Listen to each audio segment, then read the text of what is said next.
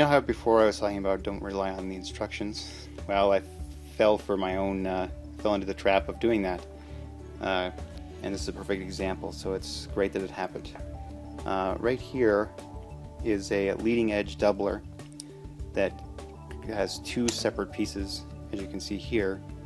And as there's only one needed, you might be asking, why do you have two sets? Well, the first one were the actual die cut parts that I glued together, but I did not pay attention to the instructions, but I know ahead of time how it's supposed to be. And if you look here,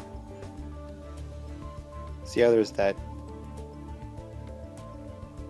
difference in the space there? That should be aligned. The bottom should not be aligned, and that's what I did.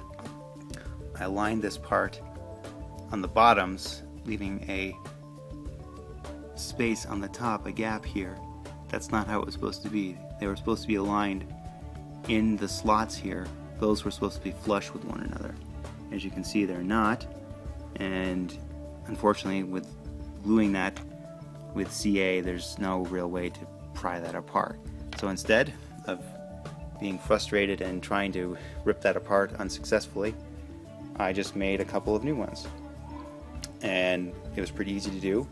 All I did is, thankfully, the scraps that I saved, I laid out the original on here. Here's the original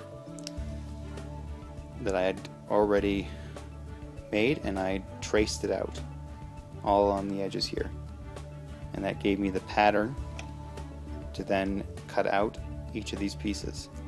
So not only is it a good idea to think ahead of time and also read your instructions clearly, but also what I've mentioned before many times is save your scraps, because you never know when you might need them. And in this case, I needed it to draw out two new doublers for this leading edge, and thankfully I had the scraps to do it, and now I can glue those together properly this time.